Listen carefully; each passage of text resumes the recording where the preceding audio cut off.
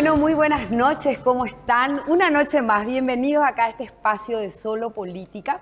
Hoy me toca reemplazarle a don Germán Martínez Piercy, estamos acá con Luis Acosta y hoy tenemos un invitado súper especial, Luis. Sí, vos sabés que estamos nosotros muy centrados en lo que pueda pasar en la Cámara de Senadores el día de mañana. Hay mucha expectativa sobre esto que nosotros veníamos hablando, Katia, de una figura que está como que o sea, como que está desgastando más de lo que ya está el Senado, ¿verdad? O sea, exponerle a esta situación, renuncia, no renuncia, otro que ya renunció. Y yo diría que ha de ser uno de los pocos años dentro del Partido Colorado que los suplentes son las estrellas. ¿Verdad? ¿Verdad que sí? Así es. Pero para hablar de eso estamos con el senador Mario Varela. Él pertenece al movimiento Colorado Añetete, que hoy respalda la candidatura de Arnoldo Vince. Vamos a hablar también un poquitito de eso, qué dice el expresidente de la República, Mario Abdo Benítez, y cómo se reconfigura el tablero hoy con tantos suplentes en la cancha. ¿Qué tal? ¿Cómo Sí. te va, senador? ¿Qué tal, Katia? Un gusto enorme poder compartir contigo, con Luis y por supuesto con la audiencia. Contanos un poquitito, primero, qué va a pasar mañana con Erico Galeano. Danos un poco la primicia. Y bueno, últimamente se volvió muy impredecible todo el Senado. Se rechazan pérdidas de investidura una semana antes, la siguiente se le expulsa. El caso Chaqueñito, el caso de Yaminal. Realmente un periodo legislativo muy sui generis. Realmente yo veo que hay mucho deterioro de la institucionalidad. Imagínense ustedes, tenemos al séptimo suplente hoy en ejercicio de funciones, que es Liceras, actualmente. Y se cambia mucho el escenario de forma permanente. El último viernes tuvimos la renuncia, que era crónica de una muerte anunciada, la renuncia de Hernán David Rivas. Si bien es cierto, las responsabilidades son individuales, las responsabilidades políticas son institucionales y colectivas. Así es. ¿Qué quiere decir eso? Significa que en un hecho de crisis, como el caso Rivas, tomemos este tema puntual, se ha tenido una situación. Vos que estuviste con nosotros, Katia, un buen tiempo, sabes perfectamente lo que ha pasado. Ha sido una crisis terrible, un manoseo a la institucionalidad enorme. Y a mí me da mucha pena porque me tocó estar también en el jurado. ¿Quién iba a pensar? Hasta yo creí que él decía la verdad en su momento, porque como Rivas ya estuvo en el jurado de enjuiciamiento en la época de diputados, que éramos diputados, yo jamás me imaginé que pudo haber pasado tantos filtros como para que él no sea abogado. Hoy lo de la investigación en sede judicial y el resultado judicial ya es una cuestión casi anecdótica. El Paraguay ya no cree que él sea abogado. Dicho por el propio director general de la ANEA hoy. Entonces, el veredicto público Sí. hace rato está. Esto ya es simplemente de mero trámite y eso generó un desgaste, primero desde el punto de vista político, al cartismo, que es el responsable político de todo esto, y luego innecesariamente se somete también a la propia Cámara de Senadores ese desgaste. Ahí nosotros ya reaccionamos y le dijimos al presidente y a todas las bancadas, esto no puede seguir así, esto es inadmisible. Después se presenta el caso Chaqueñito antes, y eso ya fue uno de los corolarios de la crisis enorme que hemos tenido a nivel institucional. Y por último, lo de Erico, que mañana probablemente, esa es la información extraoficial que tengo, lo más probable es que presente su renuncia, porque de lo contrario, ya la bancada oficialista ha anunciado su posición política, nosotros ya hemos anunciado antes incluso. No es posible, lamentablemente, que esta situación pueda continuar de esta forma. Y Erico puede tener una salida digna presentando una renuncia como corresponde. La confirmación de la Cámara de Apelaciones, eso ya es realmente llevar hasta el límite de la tolerancia política y bueno, sería el cuarto senador del cartismo, algunos de Cruzada que se volvieron aliados del cartismo, y sería el cuarto que estaría ya en muy poco tiempo dejando la Cámara de Senadores. Ahora, actualmente, ser senador, ¿qué implica? Implica mucha responsabilidad. Fíjate vos que la democracia es un ejercicio permanente de consolidación. La democracia no es un estado permanente de regularidad. Siempre hay situaciones irregulares. Decía un profesor argentino de Derecho Administrativo, que a mí siempre me gusta recordarlo, porque dice, el poder, la naturaleza del poder es el abuso. Cuando uno cree a aprenderlo, controlarlo, toma otras formas.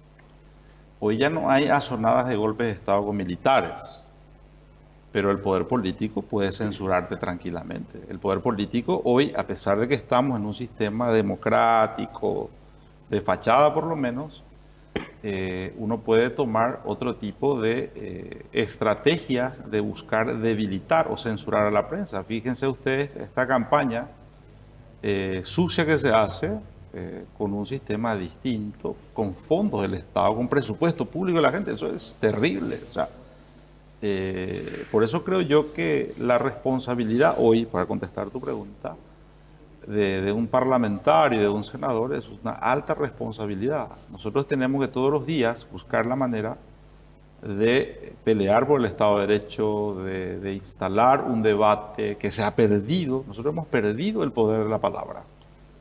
Hoy el electoralismo ha fagocitado el contenido del debate dialéctico. Y esa es una crisis que tenemos. Hoy los gobiernos, en Paraguay al menos en este gobierno, no les gusta la crítica. Es un gobierno negacionista. Cuando le decís, no, presidente, esto está mal, el presidente Petropar debe renunciar, el presidente IPS debe renunciar, esto es intolerable, el presidente los defiende. El presidente no da ninguna explicación. El presidente de la República busca descalificar a quien emite una crítica. Y esa es un desgaste, es una decadencia del sistema democrático que tenemos que recuperar. Por eso yo creo que la responsabilidad de los senadores y de los parlamentarios es una responsabilidad grande. Debemos de volver a recuperar el valor del debate y de la política. ¿Menguó el poder del cartismo en este segundo tiempo? Yo creo que sí. ¿Es una cuestión natural o por qué se da, crees? Es porque también es resultado del sistema, en algunos casos de algunos actores políticos, y yo creo que tiene mucho que ver también la opinión pública. No podemos ignorar de que todo esto, el desenlace Rivas, el caso Erico, contra todos los pronósticos, la Corte, la Sala Penal, termina admitiendo la casación, que muchos dudábamos de que se admita. Sin embargo, terminó haciendo lo correcto. ¿Ves la mano de la embajada ahí, senador? La embajada históricamente siempre tuvo algún tipo de opinión, de incidencia. Yo no soy, Katia, del parecer de que las embajadas tampoco nos marquen las pautas por un derecho soberano que debemos de tener. Pero sí creo en un contexto internacional en donde debemos de respetar los sistemas democráticos. Eso sí, yo creo de que cualquier embajada, en este caso Estados Unidos o Brasil, que es muy influyente también en nuestra política interna, deben emitir y dar señales y mensajes. Yo en ese sentido creo. El Paraguay debe ser un país soberano, pero es importante recordarle también a los que están en el gobierno y en el ejercicio del poder de que hay que respetar las reglas de juego. Eso es categórico. Por eso considero que en el contexto internacional también es importante que se pueda incidir en tomas de decisiones. En este caso específico, Katia, yo creo que sí la embajada tuvo una influencia. Categórico. Estamos hablando de un crimen transnacional que interesa a la seguridad también de otros países, del propio Estados Unidos. Ustedes saben bien que la lucha contra el narcotráfico es una política fuerte, es una línea muy clara y visible que tiene la política exterior estadounidense. Entonces, yo creo que también, lógicamente, eso incide. Y la incidencia de la embajada es en todos los ámbitos. Como tuvo en ¿verdad? el caso Óscar González Daer también, ¿crees, verdad? Sí, totalmente. Y este romance político que el gobierno actual empezó a tener con Estados Unidos, seguramente por una agenda de interés político también. Recuerden ustedes que cuando asume este gobierno, era un gobierno muy crítico a Estados Unidos. Inclusive planteó reanudar las relaciones internacionales con Venezuela. No hay que olvidarse eso, Así es. categóricamente. Ahora Venezuela era el paria, ahora cambió un poco el contexto después de la salida de Maduro, pero el gobierno de Santiago Peña, el gobierno cartista, tuvo una posición muy crítica, repito, a la política exterior de Estados Unidos y buscó reanudar relaciones internacionales con Venezuela, pero eso después cambió.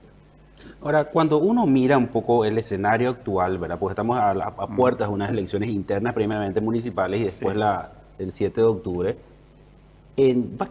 Cambian los números en el Senado, es decir, va a haber Sí. más disidentes, el cartismo va a debilitarse. ¿Cómo vos percibís, Mario? Bueno, es una crítica que siempre nos hacen, ¿verdad?, los partidos opositores al Partido Colorado, pero es una capacidad de metamorfosis de volver a retomar el poder, barajar y dar a de barajar y dar de vuelta opciones. Yo creo que sí. Creo que hay una situación inclusive de implosión interna dentro del cartismo. No podemos negar eso. Esas son señales de que el cartismo tiene una crisis. Fíjense ustedes que propios referentes y voceros del cartismo dijeron que el señor Horacio Cartes tenía reposo hasta octubre. Ese reposo se dejó de lado. Porque en estado de reposo, yo respeto mucho, ojalá se recupere el señor Cartes, no quiero hacer ningún tipo no quiero indagar ni inmiscuirme en cuestiones muy personales, pues estamos hablando de una persona con algún problema de salud, él tuvo que dejar de lado ese reposo. Porque la implosión interna, ahora hay una puja y sigue la puja, ahora ya más debilitada quizás, porque el patrón ya bajó la línea. ¿De quién va a ser el vice? El acompañante y la dupla de Aliana, claramente. ¿Crees que va a ser Barú? Totalmente. No ¿Crees? tengo ninguna duda que va a ser Baruja. ¿Y eso va a generar contusos y heridos? ¿Ustedes piensan que yo puede...? creo que ya generó, Katia. Sí. Quizás no aflore todavía la superficie, pero internamente y por abajo eso se puede notar en el ambiente, claramente. Contestando, Luis, tu pregunta, creo que la postelección municipal va a ser otro escenario, va a ser una reconfiguración en el tablero y con un desgaste continuo, ininterrumpido del cartismo. Nosotros que estamos hoy en la disidencia tenemos un crecimiento constante, permanente, y veo que esa va a ser la tendencia. Si tuviéramos que mover así las piezas de ajedrez y dar una hipótesis o una lectura de la reconfiguración del tablero político, ¿quién gana la interna Asunción y cómo entra Añetete en la construcción de esa dupla presidencial? Porque hoy le tenemos claramente a Arnoldo Vince Sí. caminando con Sí. distintas personas, pero no le tenemos todavía claro al vicepresidente. ¿Cómo Así será? es. Y bueno, yo creo ¿O que... están esperando los heridos y contusos, Claro. verdad? Yo creo que, honestamente, el crecimiento de Vince tiene muchas líneas argumentativas. Ya fue candidato y mantuvo una línea discursiva y de actitud y de posiciones políticas coherentes. Creo que eso le ayudó muchísimo a Vince y lo consolida dentro del Partido Colorado, y otros compañeros que quizás hayan tenido, que están dentro de la disidencia también, no han tenido una posición así muy crítica, radical, como en el caso Vince, y también el sentido de los votos en el Congreso, ¿verdad?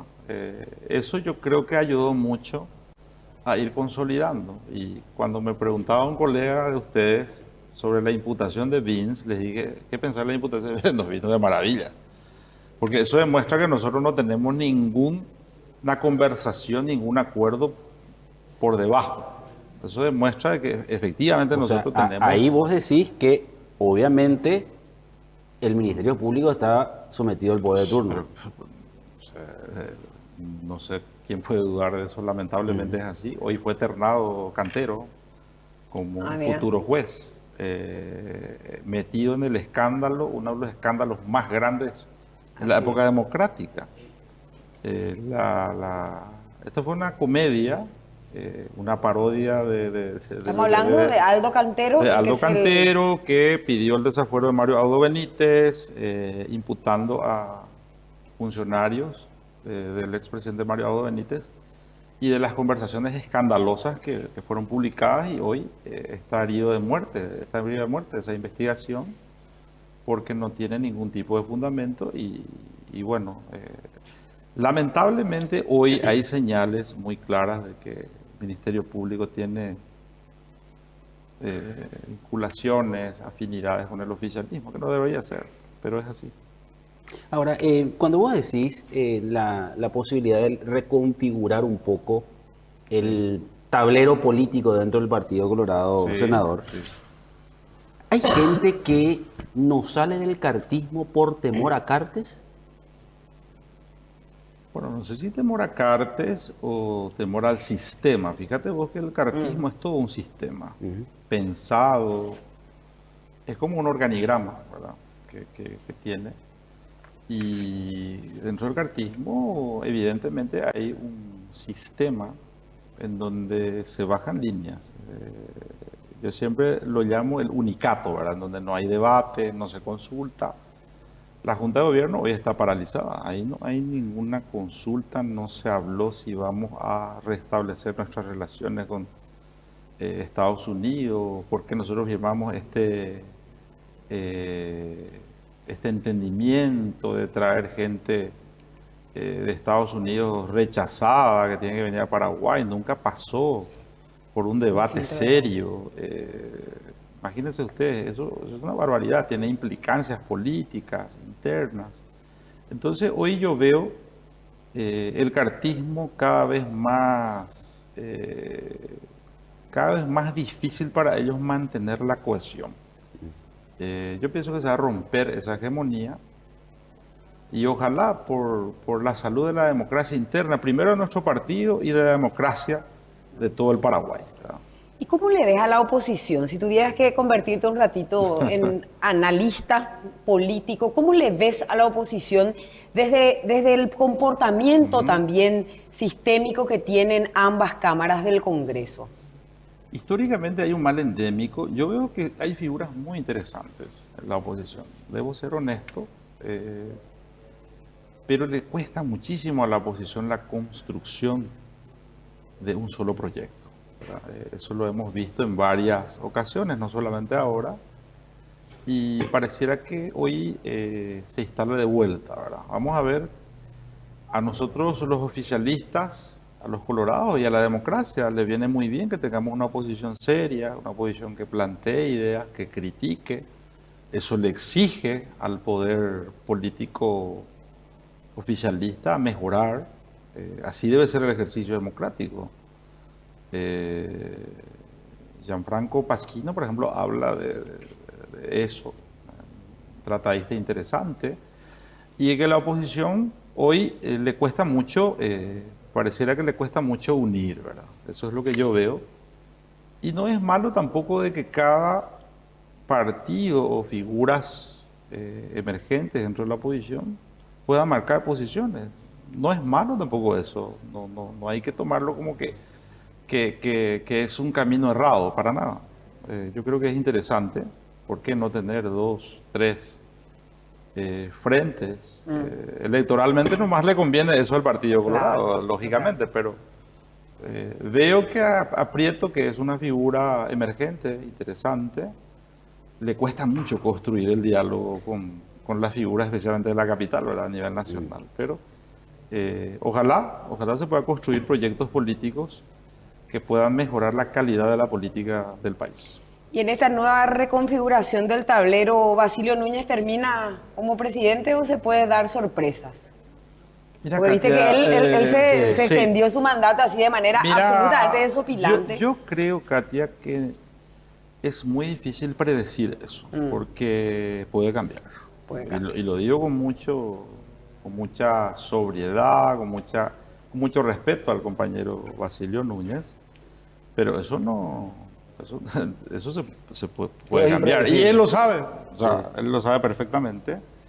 Y en la medida en que se vaya, yo siempre comparo el periodo gubernativo como un reloj de arena, ¿verdad? Que al principio del mandato está llena la arena hacia arriba en un reloj de arena y a medida que pasa el tiempo va cayendo la arenilla hacia abajo y vos vas perdiendo el poder. Ahora nomás la arena va cayendo más rápido, a una velocidad superior a lo que naturalmente suele ser. Entonces es muy probable que el cartismo pueda ir perdiendo fuerza, musculatura. Imagínense ustedes, mañana probablemente renuncia a Erico otra vez, que es de, Claro. que él entró por honor colorado. Rivas renunció el viernes. O sea, van teniendo bajas importantes y eso se nota. Por más de que los suplentes que vayan entrando sean oficialistas, se puede observar de que hay un debilitamiento también. Entonces, yo creo que sí, podrían darse cambios. A ver, cuando se habla un poco, porque yo escucho cifras que dan el gobierno de Peña, la administración Peña, y te dicen que casi 700, 800 millones de dólares en inversión social, Sí. ¿verdad? Yo creo que esa es una de las cifras mayores que se dieron durante toda la transición en un gobierno tener tanta plata para invertir en lo social. Y Varela fue ministro de Desarrollo Social, por ejemplo, ¿verdad? Sí.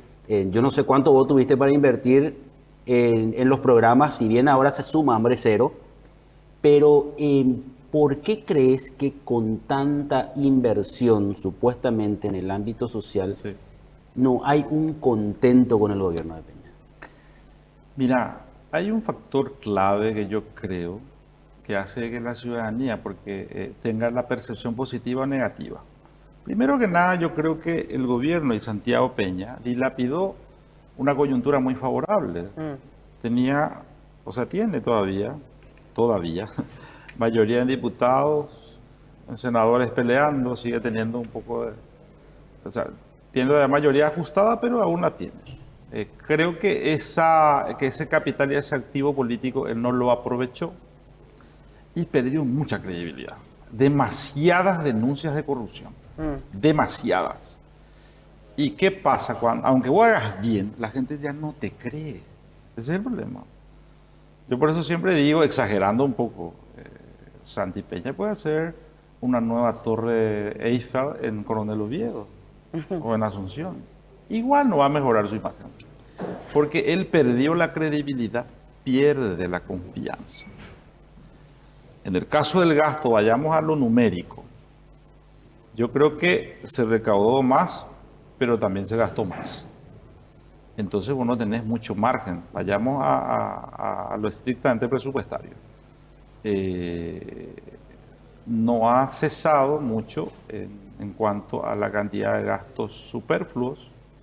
Todos los días estamos viendo gente que gana cifras multimillonarias, que a mí particularmente, yo siempre he sido crítico, no puede en Paraguay el trabajador promedio tener un sueldo de 3 millones de guaraníes y un funcionario del Estado gana 150 millones. Estamos teniendo dos países distintos. Y eso no me vas a decir, no, pero el tratado, me puede decir todo. Lo cierto es que hay gente que en Paraguay gana 150 millones y otras personas trabajadoras ganan 3 millones. Y estamos hablando de plata pública. Si dentro del sector privado, un gerente de banco puede ganar lo que le quiera pagar lo que le quiera pagar la empresa, pero en el ámbito público tenemos que ser mesurados, tenemos que ser sensatos. Otra cosa que dijo el gobierno, que supuestamente se bajó 9% de la pobreza extrema, es una locura, eso es absolutamente falso. Eso no es así. Yo le pedí, porque no quiero ser irresponsable, al equipo que me había acompañado en el Ministerio de Desarrollo, le digo, esto a prima facie al mirar nomás, uno no puede creer.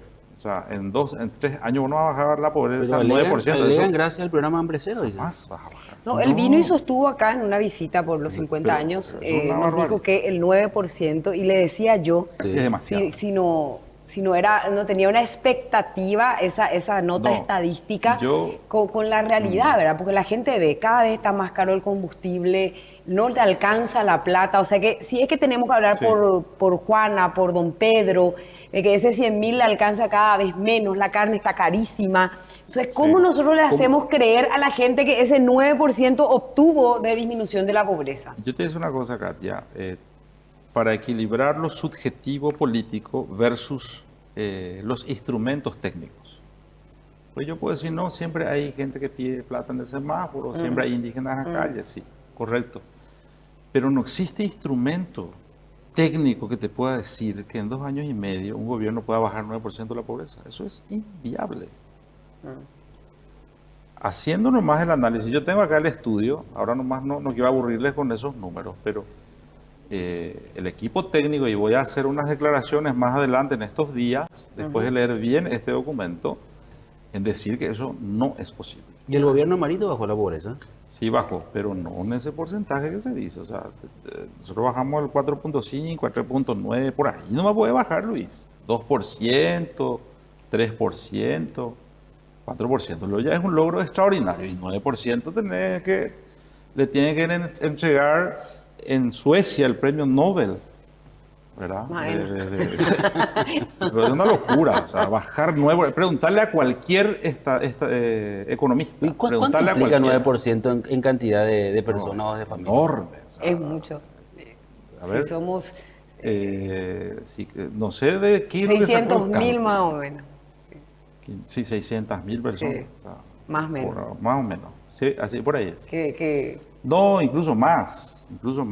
Pero eso no es posible. O sea, bueno, finalmente, ¿qué esperamos de Mario Varela? A partir de ahora, ¿qué futuro, senador, para vos? ¿Otra vez el Senado? ¿Estarías Sí. colaborando desde otro lugar? Que no puede ¿Cómo ser te ves gobernador. en No el puede ser 2028? Gobernador ya fue. La Constitución no nos No prohíbe, permite no. a los presidentes. Tenemos las mismas inhabilidades que nos hemos sido gobernadores. No podemos ser reelectos, salvo una reforma constitucional. Por Sí. lo tanto, no puedo ser gobernador, candidato. Sí estoy de vuelta en la carrera por el Senado de la Nación. Me encantaría poder colaborar en el gobierno de Arnoldo Vinz, si el pueblo paraguayo nos permite llegar a ese espacio de poder y colaborar. Hoy mismo me toca, salvo que el candidato me dé otra tarea, otra misión, porque lo que nosotros queremos es llegar. Nosotros queremos llegar. Y me encanta la idea de Arnoldo Vinz cuando dice, vamos a hacer un diálogo nacional. Otro fracaso de Santiago Peña. Porque a él le enseñaron, como es discípulo del cartismo, de que él no tiene que hablar con nadie. De la oposición y la disidencia. No, total, ya tiene mayoría. Sí. Pero no se puede. Vos tenés que abrirte y hacer diálogos nacionales, hablar con la oposición, buscar acuerdos, consensos mínimos. Y yo he visto eso a mí no me gustó nunca del cartismo, demasiada discriminación, exclusión. Tenemos que ser más amplios. Ese no es el espíritu del Partido Colorado. Esa es una corriente del partido que no representa el pensamiento de libertad, de respeto. No se le puede de ninguna manera perseguir. Y lo digo no porque Katia esté hoy acá, ¿verdad? Casualmente, nunca estuve de acuerdo con la expulsión de ella. Hay muchas cosas que yo no estoy de acuerdo con ella, ni ella conmigo. Pero ese es el juego de la democracia. Nosotros no podemos matar la democracia porque a mí nomás no me gusta, ¿verdad? Ella tiene un estilo de hacer política fuerte, firme, pero hay que respetar, ¿verdad?, la voluntad popular. Entonces, creo yo que debemos de buscar un diálogo nacional, pacificar los ánimos. Acá no es para matarnos todos, no es solamente lo electoral. Estamos reduciendo la política a peleas electorales. Y eso es un error. Y personal. la oposición y el Partido Colorado también caemos en ese Así es. vicio que tenemos que repensar un poco. Porque nos quejamos de la baja calidad de la representación. Y son los tipos que juntaron votos. Y sí. Nos guste o no nos guste, los expulsados 3 nombres de vicepresidentes. Dame 3, por favor. para el Partido Para el Colorado. partido, para Arnoldo Vinz. Para Vince. No, Sí, y dame, porque seguro que hablan de eso, hablan hablamos, pero que Lilian no tengo Samaniego, autorización para sí. decirlo en público. No, pero a vos lo que te Sí, algo así, sin comprometer el movimiento. En la disidencia vemos figuras que aparte de Vince están también trabajando por posicionarse como candidato presidencial, Luis Petengil, que yo no sé si Ok. quiere hacer o no, pero lógicamente si trabaja para eso podría ser un hombre. Hay Lilian Samaniego, que nadie puede negar que es una persona que tiene una trayectoria importante y también es una figura que puede, lógicamente, ocupar espacios dentro de la disidencia. Y bueno, después no sabemos, ¿verdad? Hay Y Mario muchos Varela, ¿no? compañeros. Yo creo que Mario, ¿sabe por quién creo que va a pelear? ¿Por La quién? dupla Vince-Beto Velar. ¿Qué te parece? No, Beto está en otro movimiento. No, pero le pueden tirar. Nosotros estamos para colaborar con Arnoldo. Yo siempre digo, los cargos no hay que forzar o pedir. Eso de armar equipos. Yo respeto, respeto que los diputados, que los gobernadores en el otro movimiento. Yo no creo en esos métodos. Yo pienso que hay que merecerlos. Y el candidato presidencial tiene que tener la libertad de poder elegir a un compañero Claro. de su confianza. Claro, que ¿verdad? no sea impuesto. Que pueda tomar agua del vaso que Claro, le sirve. Totalmente. Importante. Imagínense ustedes la experiencia Lugo. Sí. Mira así- cómo termina. Así es. Claro. Así es. Bueno, muchísimas gracias, senador, por Gracias. compartir con nosotros esta noche. Vamos a irnos a una breve pausa. Quitamos muchísimos titulares con el senador Mario Varela. Muchos cambios, muchas reconfiguraciones, Luis. El tablero pusimos, ¿verdad? Sí, pusimos acá. El tablero alguito. político, sí. Y va a haber muchas movidas. Les aseguro que sí, así va a ser. Bueno, gracias, senador, por este, Gracias, Katia, por este gracias, tiempo Luis. compartido. Bueno, nos vamos a una brevísima, así nomás, brevísima pausa y enseguidita volvemos con más Solo Política, acá por Mega TV.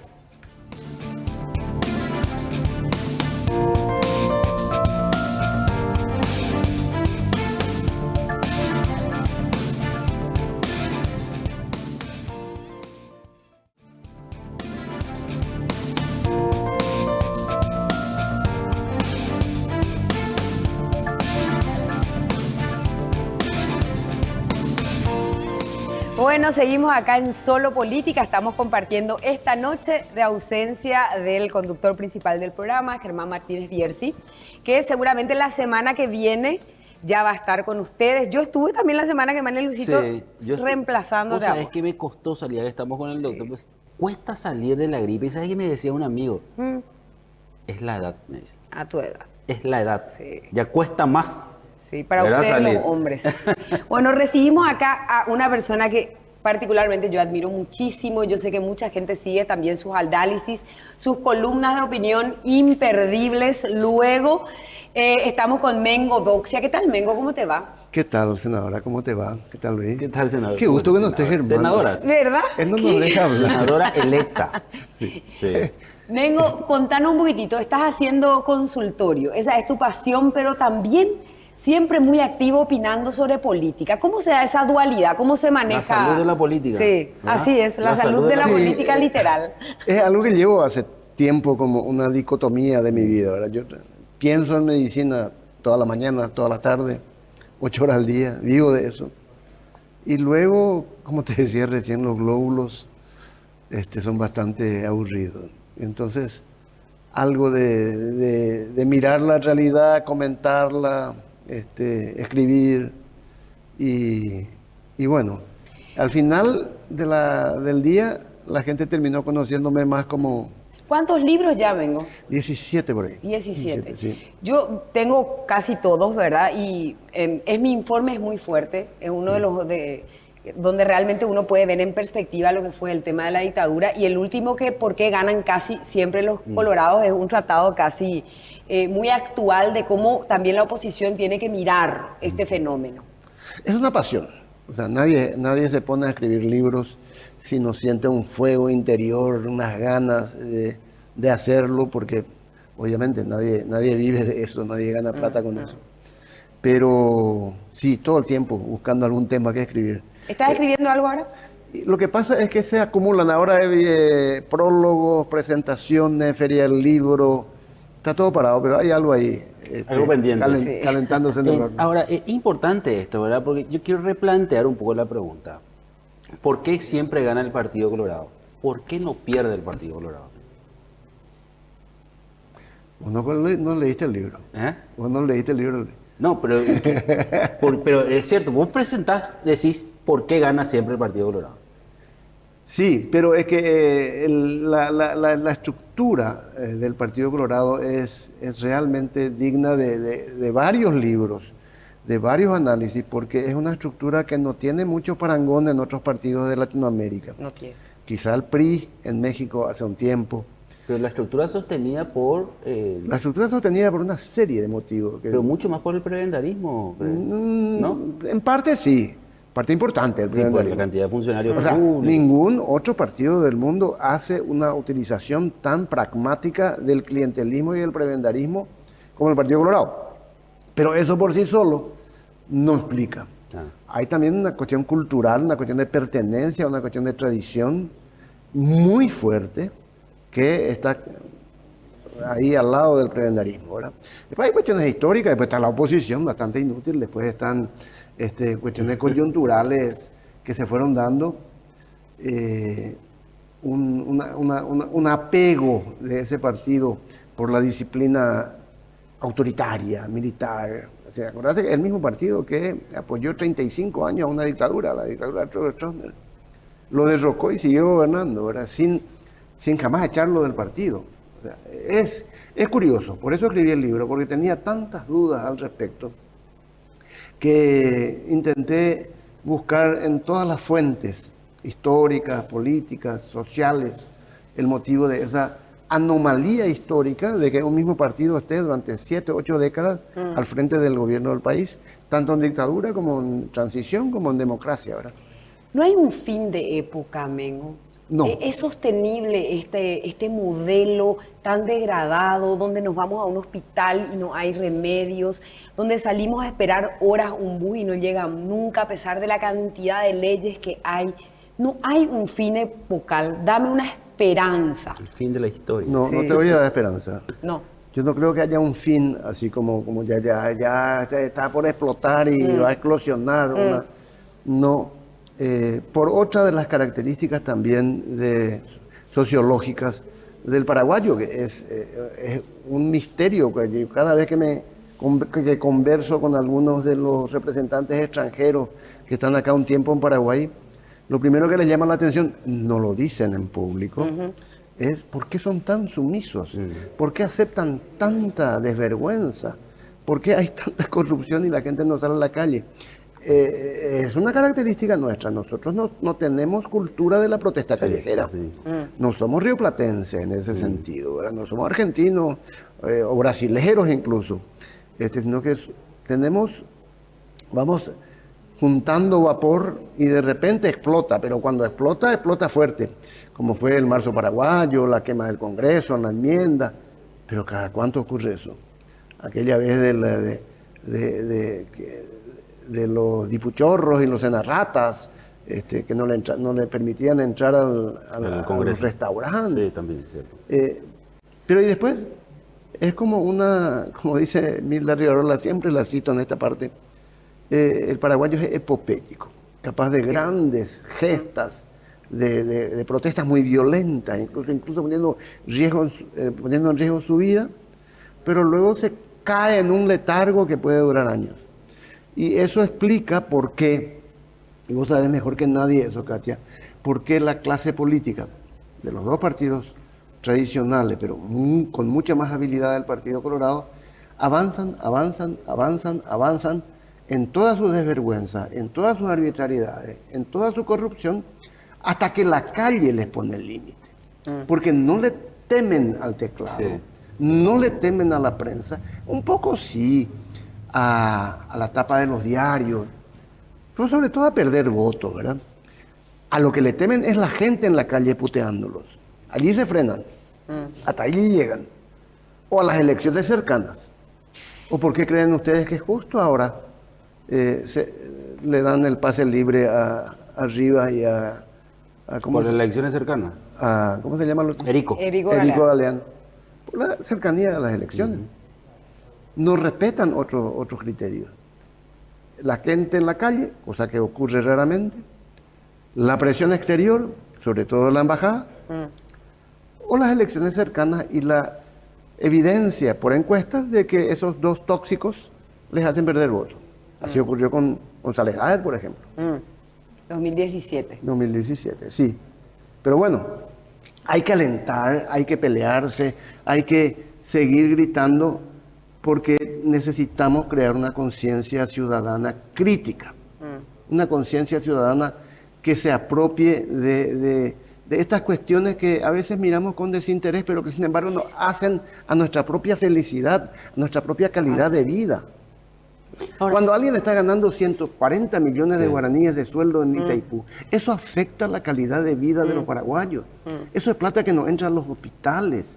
Es el dinero que está faltando en IPS para cosas básicas como el ibuprofeno, el April, en los hospitales ni qué decir. Pero nuestra tarea de personas que tenemos acceso a estos espacios es seguir insistiendo e insistiendo de que la gente se apropie de esas normas de convivencia ciudadana como cosa propia. A mí lo que me está preocupando mucho, doctor y Katia, es que existe una percepción como que cualquiera que va a entrar nomás va a ser el mismo que el que está. O sea que también parece que se va perdiendo la esperanza de generar un cambio real con una persona. Sí, pero hay personas y personas. Yo creo que en estas elecciones municipales, yo le rogaría a la gente, les rogaría que miren. Esta es la puerta de entrada de los micronarcos, de los narcos junior. En todos los pueblos y ciudades del Paraguay, la puerta de entrada a la política son las juntas municipales. Allí comienzan. Que vean bien de dónde viene la plata de las campañas, quiénes son, qué hicieron. Porque de lo contrario, una vez que ya están adentro, como ya ocurrió, cuesta muchísimo sacárselos de encima. Al contrario, aprovechan la política para hacer más fáciles sus negocios, ¿verdad? Y hay gente decente. Sería absurdo pensar que en Paraguay no hay gente honesta, con buenos principios, capacitada y que puede hacer mejor papel en la política que todos estos adulaques que tuvimos, ¿verdad? Creo que ha llegado el momento de ponernos a pensar más críticamente. Ya no más Yaminal, Chaqueñito y la caterva de gente que llegó al Parlamento y uno no entiende por qué, porque finalmente, esa es la palabra que más duele, llegaron legítimamente con el voto de la gente. Si nosotros miramos al Paraguay, el Paraguay es un país primitivo, es un país premoderno, con una carta orgánica del IPS del año 1950, con un código de organización judicial de la justicia del año que es preconstitucional del año 1987. ¿Los políticos piensan en la política? Porque hay desafíos que se tienen que trabajar. Y la única manera es teniendo personas que se preocupen por un IPS colapsado. ¿Cómo vos ves eso en la reconfiguración del tablero político? Y fundamentalmente, ¿cuál es el impacto de la oposición? Si es que vale el término, yo no sé ni siquiera ya usar ese término, en la incidencia de la construcción de un Estado moderno. Compleja tu pregunta, Katia. Sí, es un poquitito. Mira, yo no soy anticolorado, por principio. Muchísimos amigos y compañeros de trabajo colorados, que comparto todo desde la juventud con ellos. Imposible no hacerlo, si no sería un ermitaño, ¿verdad? No tengo una cuestión contra el colorado, pero creo, como observador, que una cuestión fundamental para oxigenar la política paraguaya es una nueva alternancia. Lugo estuvo nada más que 4 años con limitaciones muy importantes dadas por esa alianza y los pocos cambios que pudo hacer por una presencia parlamentaria escuálida que tenía. Pero sin embargo hasta hoy la gente recuerda muchas de las cosas que cambiaron cuando no estuvieron los colorados. Los colorados van a volver, son un gran partido. Pero si se hubieran ido en el 93, por ejemplo, si la oposición hubiera ganado, la transición paraguaya sería de otra calidad. Ellos volverían, pero volverían depurados. Vos sabés que hay colorados que son conscientes un poco de eso. Y me decían hace algunos meses atrás, este es el momento que el Partido Colorado tiene que caer. Ahora, con estas Yo elecciones... no usaría la palabra caer. Tiene que ir a la llanura, depurarse, Claro, para depurarse. demostrar que son mejores que la oposición, que en muchos momentos lo demostraron, por lo menos en más pragmáticos. Y la oposición tiene que tener una oportunidad de renovar todo esto que estás diciendo. ¿Cómo es posible que hayamos llegado a esta etapa del siglo XXI con ese Consejo de Administración del IPS? Totalmente. Que nunca movió un dedo, nunca se inmutó, nunca investigó ninguna de las múltiples corrupciones que Isaías Frete en una semana que está ahí señala, ¿verdad? Pero esto es absurdo, esto es increíble, ese Consejo de Administración tiene que volar, ¿verdad? ¿Cómo es posible que tengamos todavía una ciudadanía que no es capaz de explotar con estos sueldos de Itaipú? Son ofensivos, son pornográficos, ¿verdad? Necesitamos renovar la corrupción generalizada que se instaló en este país como si fuera una cosa normal. Se normalizó la Sí. corrupción. Pero increíble, yo ahora vi lo que fue la sesión de un domingo de la Junta Municipal de Lamentable. Asunción. Es increíble que todavía esos colorados y liberales, más colorados que liberales, pero todos esos políticos que sencillamente robaron con el hecho. Robaron por igual, porque no es que se callan nomás, sino que cada uno de ellos tiene un negocio. Así. Y los asuncenos, y el enojo asunceno, ¿dónde está? ¿Dónde está la rabia del que te meta la mano en el bolsillo? ¿Por qué somos tan pasivos y tan sumisos? Vuelvo a la misma expresión que escuché varias veces de gente que nos ve de afuera, ¿verdad? Necesitamos sacudir eso. Y no es una cuestión partidaria, porque yo hoy no pertenezco a ningún partido. Estoy mirando de afuera y veo con dolor cómo la corrupción se enamoró del Paraguay, como antes del infortunio, y como cada vez más estamos en manos del narcotráfico. Un narcotráfico violento, asesino, y que se ha infiltrado en todas las instituciones. Y ahí entra un poco cómo tenemos que ver dentro de la estructura democrática la justicia. Hoy vimos una pronta confirmación de la sentencia de Galeano. Hay que decir que esto en marzo recién sale la primera instancia y 3 meses después, mayo, tenemos ya la confirmación de la sentencia a 13 años de pena privativa de libertad por lavado de dinero y asociación criminal de un parlamentario que fue diputado por 5 años y senador con permiso para ir a la cárcel, ¿verdad? Y bueno, ahora parece que la suerte está echada. ¿Qué rol cumple la justicia? ¿Por qué fue rápida en este caso? ¿La embajada tuvo algo que ver? ¿Hubo presiones internacionales? ¿Fue la causa nomás? ¿Por qué Erico está preso y el hermano de Basilio Núñez, que apostó en carrera de caballo, que también tiene una condena de 11 años, hoy está en su quinta haciendo política? ¿Qué rol cumple la justicia? Yo tengo una muy pobre impresión de la justicia paraguaya, ¿verdad? El solo hecho anecdótico, pero que tuvo trascendencia mundial, para vergüenza nuestra, de que un tipo que no digo luego que no era abogado, no era bachiller, estoy seguro que Así ni es. siquiera fue bachiller en Lambaré. Fue juez de jueces ante el silencio de la Corte Suprema de Justicia, Así. ante los representantes del jurado de Hermoso. enjuiciamiento. Pero representantes de la corte votaron por él. Así. Votaron por él. En el jurado. ¿Y qué pasó con esa camada de fiscales y jueces que bajaron la cabeza y se dejaron juzgar, entre comillas, por un tipo que apenas sabía leer?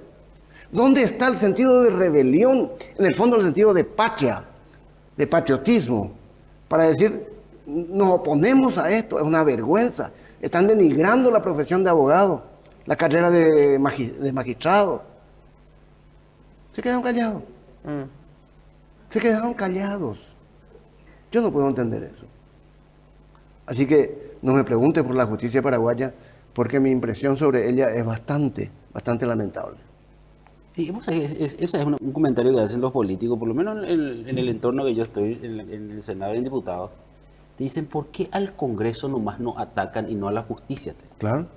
¿Por qué nosotros nomás? Te dicen.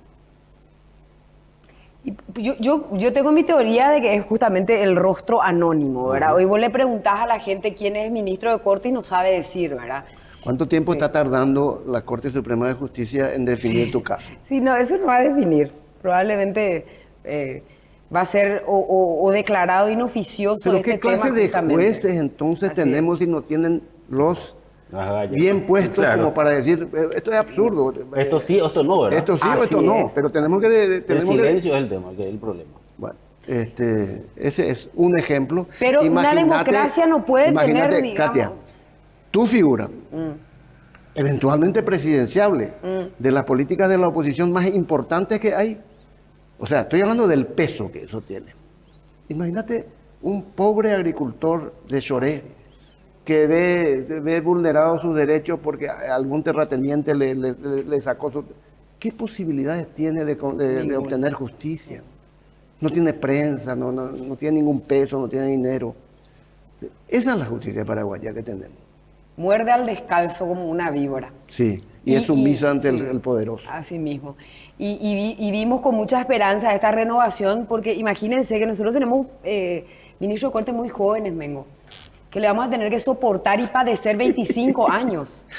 Sí. 25 Por eso yo años, porque creo- todos se declararon inamovibles en causa propia. Para eso hay tiempo, Sí. para quitar mi sentencia de Atornillado. inamovilidad, ¿verdad?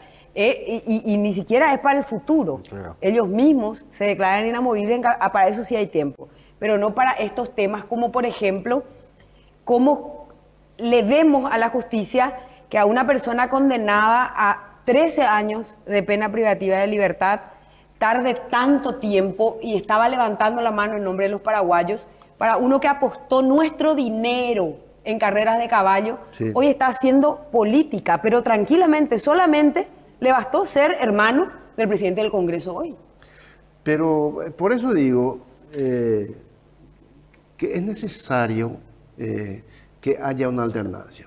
Yo creo que es necesario. No sé quién, ni cómo, ni por qué, pero veo sano, saludable. En los países un poco más estructurados que los nuestros, la alternancia es una cosa común. Miren Chile, Uruguay, Brasil. Gobernás mal, perdés las siguientes elecciones.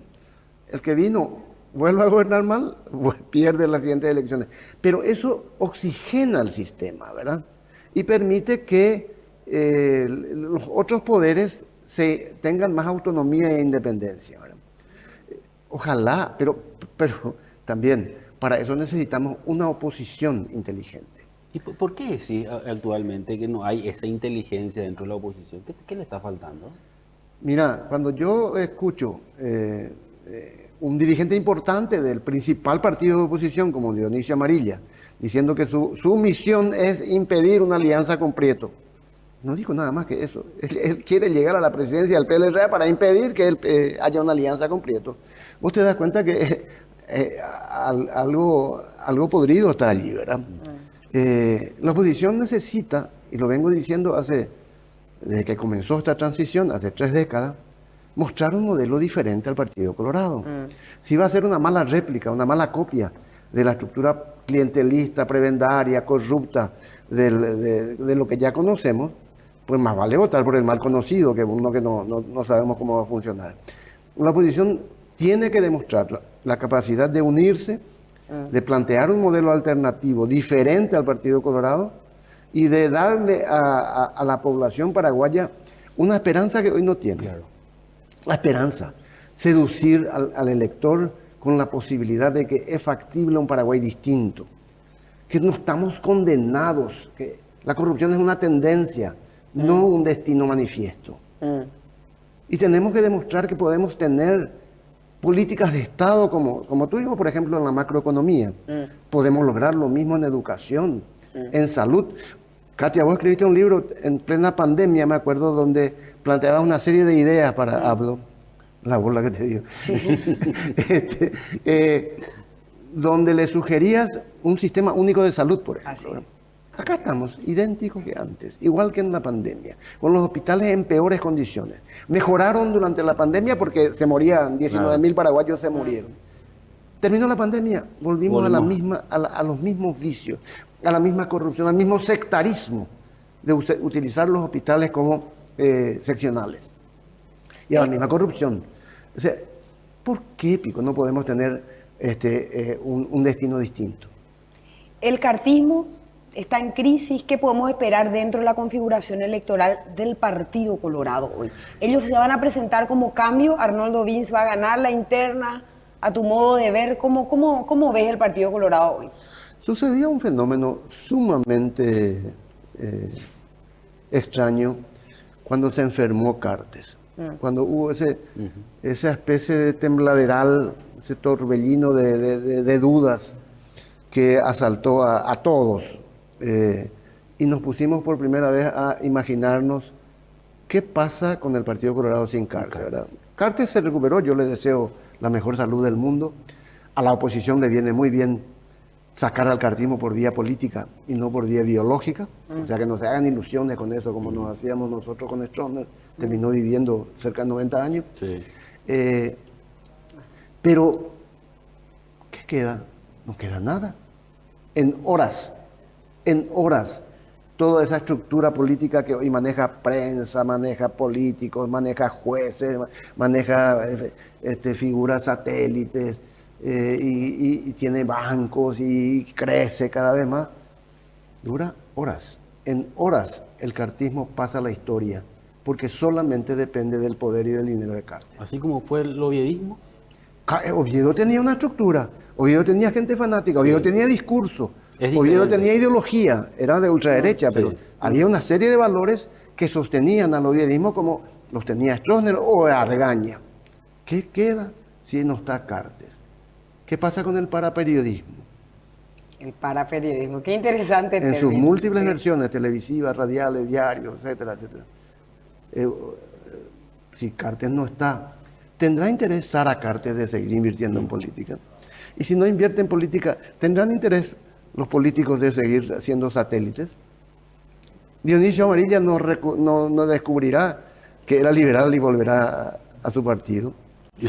Así es. Yo lo que veo es que el cartismo ha hecho un daño inmenso al Paraguay. Inmenso.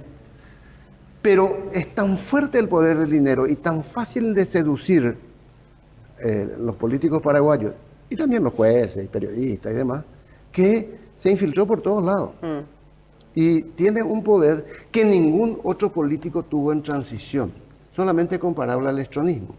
Y como es comparable al estronismo, también avanzó contra la prensa, contra las voces más duras del Parlamento, contra las ONG, y ahora que se está descubriendo todo este sistema de utilizar el MITIC para tirar porquería a las voces opositoras del gobierno, ¿verdad?